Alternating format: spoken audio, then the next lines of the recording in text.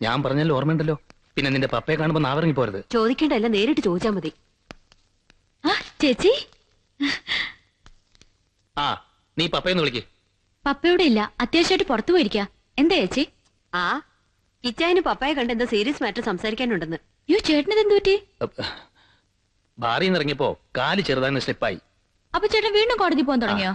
ഇത് കോടതിയിലെ ബാറിന്നൊന്നും അല്ല, വെള്ളം അടിച്ച് ശരിക്കുള്ള ബാറിന്ന് വീണതാ. ഇടയ്ക്കിത് പതിവല്ലേ. നീ വന്നേ.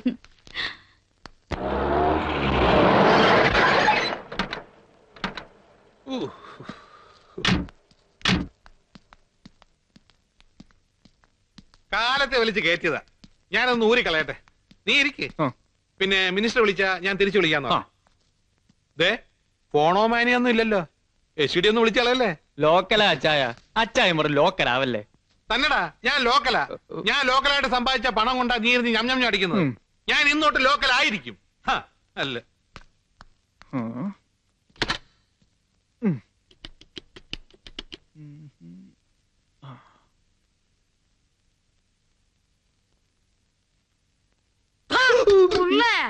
മോഹൻ തോമസിന്റെ ഉച്ചിഷ്ടവും ആമേദ്യവും കൂട്ടിക്കുറച്ച് 4 നേരം പൃഷ്ടാംഗം വെട്ടി വിഴുകി ആസനത്തിൽ വാളും ചുരുട്ടിയിരിക്കുന്നു. നീ എന്താ സുരേഷ് ഗോപിക്ക് പഠിക്കാ? അല്ല, 6ാം ക്ലാസ്സിൽ പഠിക്ക. എങ്ങനെയുണ്ട് എന്റെ സുരേഷ് ഗോപി? നന്നായിട്ടുണ്ട്. ഞാൻ കരഞ്ഞുപോയി.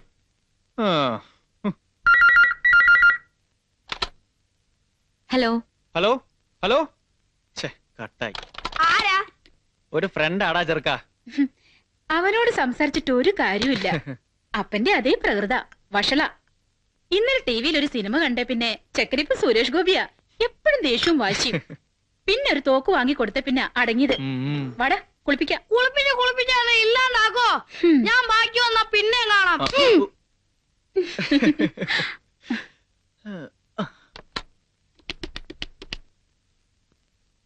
ഹലോ മയെ, ഞാനാ സജി.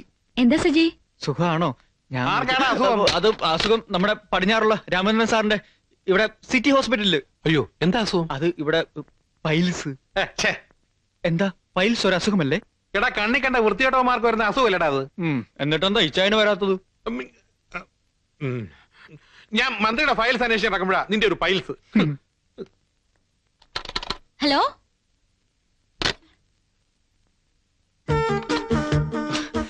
ലൈൻ കിട്ടുന്നില്ല.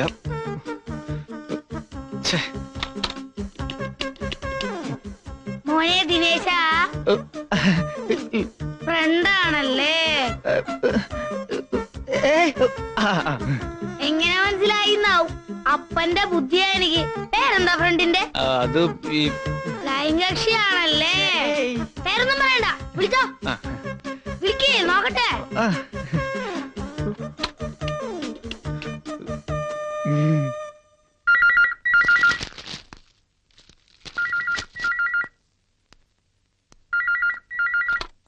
Hello, advocate Stephen Thenikkadan. ആരാടാ, മിനിസ്റ്റർ ആണോ? അല്ല, അത് ആശുപത്രിയിൽ നിന്ന് മറ്റേ രാമചന്ദ്രൻ സാറാ. ഇതാ ഇപ്പൊ എങ്ങനെയുണ്ട് സാറേ? വേദനയൊക്കെ കുറവുണ്ടോ? ആ, ലേശം കുറവുണ്ട്. എരിവുള്ളൊന്നും കഴിക്കരുത് കേട്ടോ. അല്ല, ഇതെങ്ങനെ അറിഞ്ഞു? പുറത്തു പറയാൻ പറ്റാത്ത കാര്യമാകുമ്പോ എല്ലാരും പെട്ടെന്ന് അറിയുമല്ലോ. അതെ, ഇന്നലെ ഇത്തിരി ഓവറായി, അതാ പറ്റിയത്. ഓവർ ആവണതിന് മുമ്പ് ഓപ്പറേഷൻ നടത്തിയത് നന്നായി. ഓപ്പറേഷനോ? എന്ത് ഓപ്പറേഷൻ? അല്ല, പൈൽസിന്. പൈൽസ് നിന്റെ അപ്പന്? രാമേന്ദ്രൻ സാറിന് പൈൽസ് എന്നല്ലേ നീ എന്നോട് പറഞ്ഞത്? സാറ് പറയുന്നത് നമ്മുടെ അപ്പനാണെന്ന്. ഇതാണ് നമ്മുടെ അപ്പന്റെ ദൂഷ്യം. ഒരു കാര്യം തുറന്നു പറയത്തില്ല. നാട്ടുകാര് പറഞ്ഞിട്ടുണ്ടോ മൂത്ത മകനായ ഞാൻ ഇവരെ അറിയേണ്ടത്?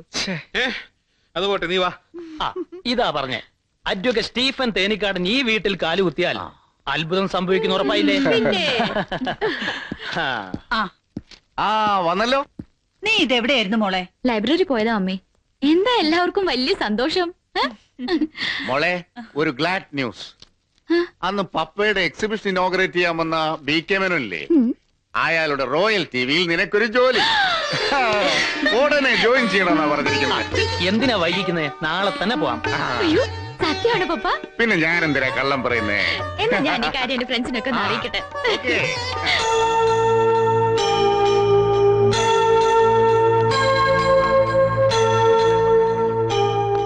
എന്നതാ മാതച്ചാ ഇങ്ങനെ വെരികിനെ പോലെ ഇരിക്കപ്പെടുന്നില്ല നടക്കുന്നേ? നിനക്കറിയില്ല, നിന്റെ സർട്ടിഫിക്കറ്റുകളും കാസറ്റുകളും കൊടുത്തിട്ടുണ്ടെങ്കിലും അവരെന്താണ് തീരുമാനിക്കാൻ പോണെന്ന് അറിയില്ലല്ലോ. മന്ത്രിയുടെ ഉത്തരവല്ലേ മാത്തച്ചായ, തന്നില്ലെങ്കിലേ അവന്മാരുടെ ലൈസൻസ് ക്യാൻസൽ ചെയ്യില്ലേ നമ്മള് മന്ത്രിയെ കൊണ്ട്. മിസ്റ്റർ മാത്യു ഫിലിപ്പ്, ഞാനാ ജിഎം വിളിക്കുന്നു. എടാ ഒന്ന് പ്രാർത്ഥിക്കെങ്കിലും ചെയ്യടാ.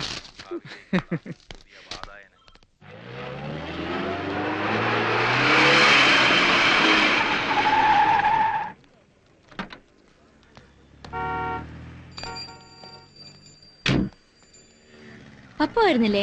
മോള് പോയി വാ, ഞാൻ ഇറങ്ങുന്നില്ല. എന്ന് ഞാൻ പോയിട്ട് വരട്ടെ പപ്പ.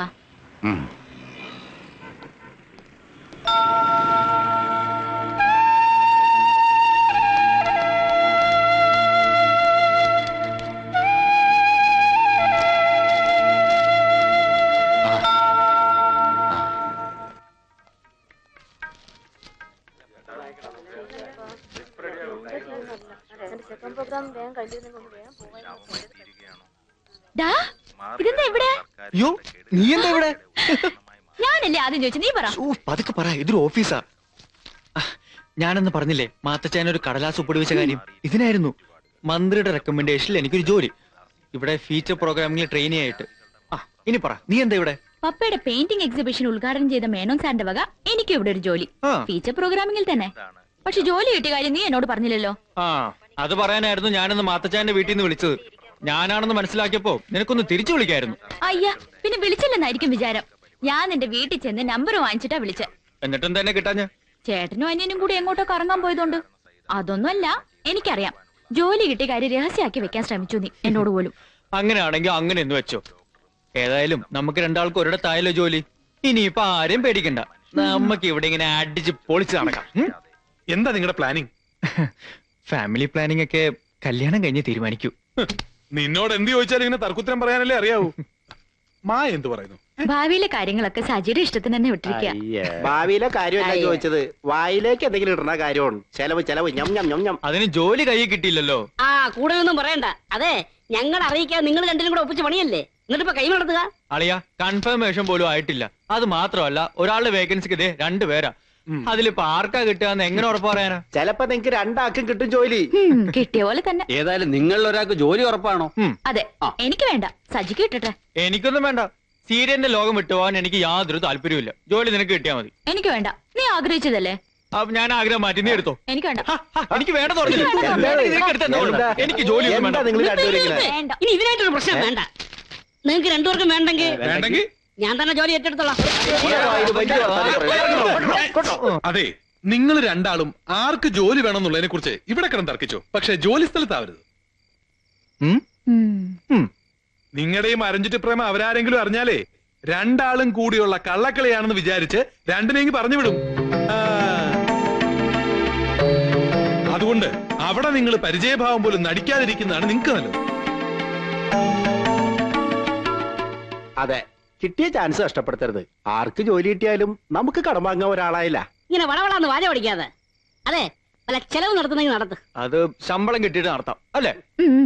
ശമ്പളം കിട്ടിയ ശമ്പളത്തിന്റെ പാർട്ടി, ഇപ്പൊ ശമ്പളം കിട്ടാൻ പോണതിന്റെ പാർട്ടി. ചെലവ് തീറ്റ. സജി ഒന്ന് വന്നേ.